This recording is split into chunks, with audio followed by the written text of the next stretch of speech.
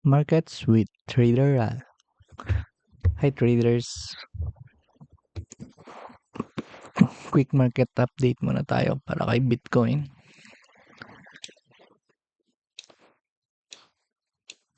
Last time nga si Bitcoin, after sweeping this high, karoon tayo ng sudden down move. And then after mag-down move, tingin ko dito, nag-sweep lang to ng liquidity. Ito na nga, nag-bounce siya dito sa demand zone natin. And then after sweeping that liquidity, nagkaroon tayo ng market structure shift. Yan ang tingin ko sa nangyari. And then, as of now, si Bitcoin nagre-retrace. Itong area na to magandang pasukan. Itong discount area dito, 50% below. Itong sinasabi kong trade na to ay for long term naman to. Itong area na to. Tapos check natin yung mga PGRE natin dito. Sa ngayon, sa 12 hours, itong nakikita kong PGRE. Itong order block dito. Yan. Magandang area yan to enter long. Yan. Then 50% below dito sa area na to. Yan. Siyempre ang stop loss dito, target tayo nito. Yan. 2 hour ang mabibigay ng Bitcoin kung sakaling abutin niya yan.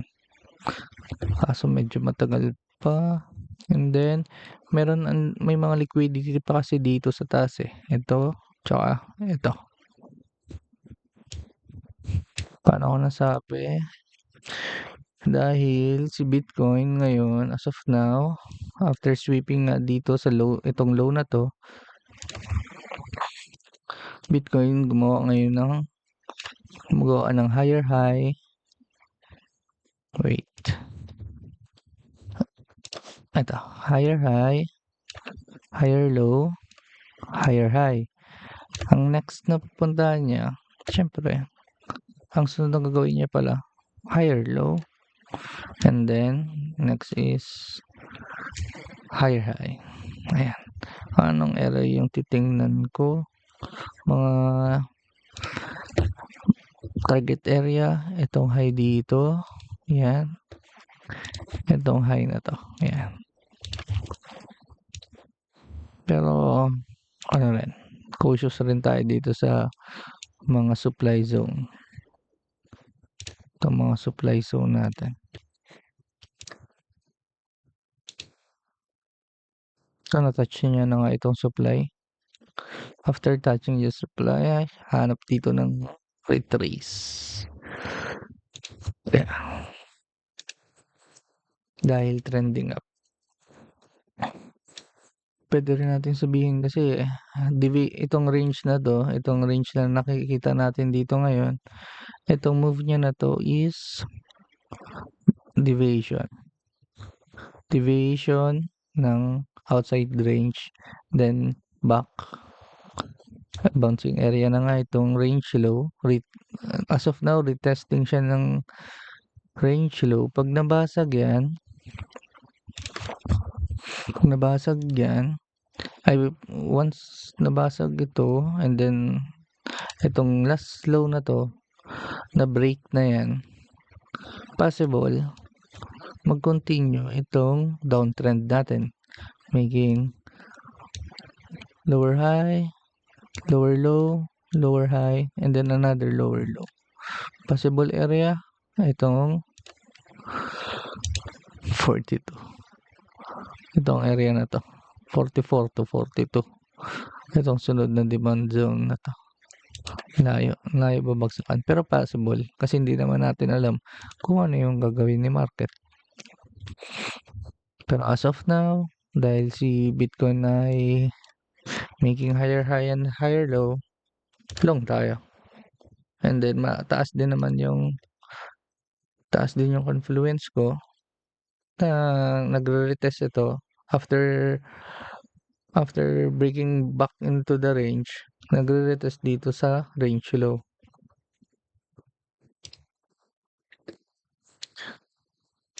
Yan, maganda yan. Maganda maglagay ng mga spot bags. Pero syempre, manage your risk na talaga.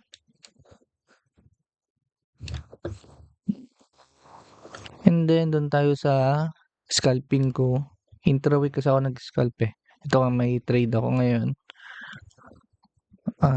Kahapon ko ata to na naka-entry. Scalp tayo. Once, meaning ng intra-week.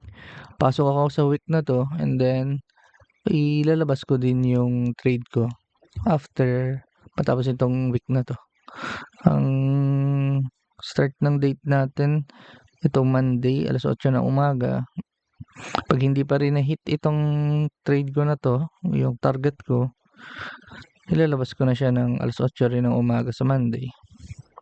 And then, Saturday and Sunday, hindi na ako papasok ng trade dahil masyadong mabilis na yung araw. Tsaka, yung mga big players, wala na rin. Possible manipulation na. Okay. Itong trade natin ngayon, explain ko lang kung paano ako nag-entry. Start of the week na, nagkaroon tayo ng up move dito. Itong move na to, up move. And then, nagkaroon tayo ng high dito. Oops. Nagkaroon tayo ng high. Yeah. Ito yung low natin. Nangyari sa low, nag-sweep siya nag-run siya ng liquidity. Yung mga stop loss na ng mga sellers dito, ng mga buyers, tinake out, and then breaking the other side, nagkaroon tayo ng shift. Ayan yung sign ko para mag entry ng long. Limit order lang ginawa ko dito. Nakapasok ako sa area na to.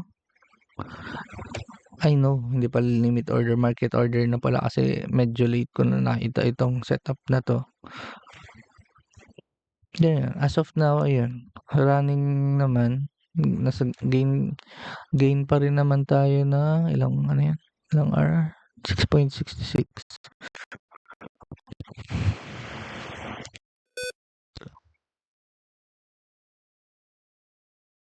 Ayan. Bali, ang risk ko dito, 1% lang ng punan ko. And then target na 4.5. 4.5 RR.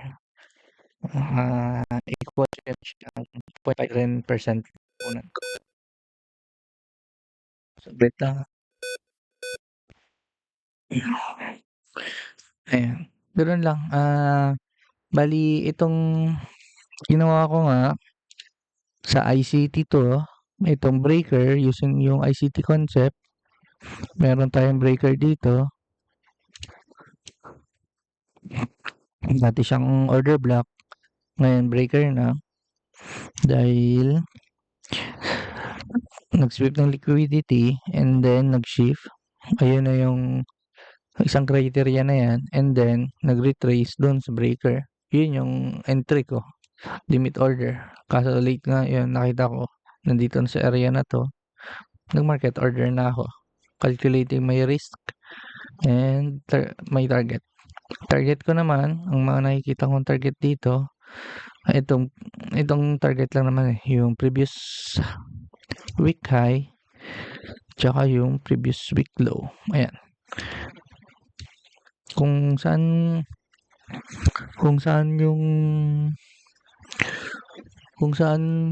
pupunta yung market, kung saan nag-shift, dun rin yung target ko.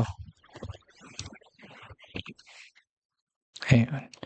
Kaya ito muna, ito yung para sa Bitcoin natin na trade. Ito last time hindi ko nga nakakita. Yung mga sa last video ko, kung ano nyo. Ito yung pinakasayang na trade. Oops, nangyari. Ito yung sayang na trade, ito yung nakuha ko. Tapos, and then last week, wala tayong walang trade na nangyari dahil wala rin tayong setup. Kaya yun, ngayon binigyan tayo ng setup, i-take lang natin dahil mga possibility tsaka mga chances nga. Ito yung Ethereum. So ngayon si Ethereum na-take niya na yung previous liquidity sa previous high last week. And then sa ngayon, ito pwedeng high to breaker. Ito nakikita natin setup. May high dito and then low, going up siya, no? Tapos tinake out itong high dito, wait tayo ma-break.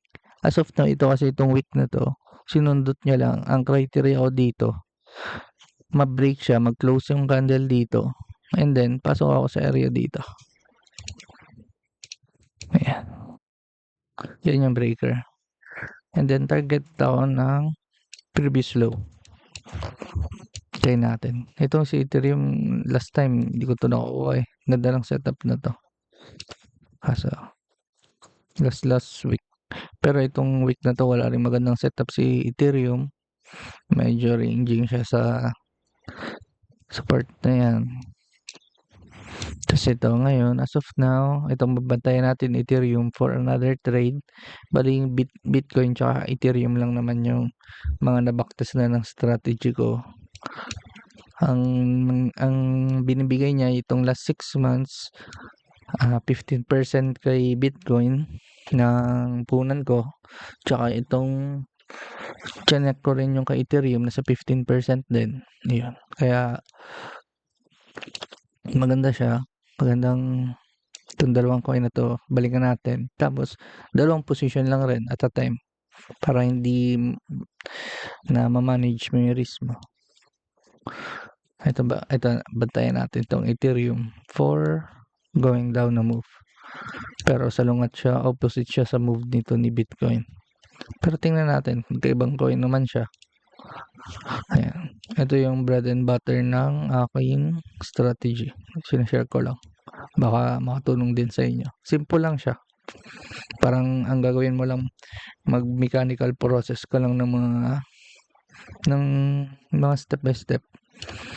1 and 3 criteria, and then yung 1 setup lang. Kay T-Trades ng YouTube channel, makikita nyo itong unicorn setup. Yun, maganda siyang maganda yung mga videos niya. Marami kang matutunan doon. Yun, thank you. Salamat sa panonood. Next time ulit for another Markets with Trader Al. Thank you.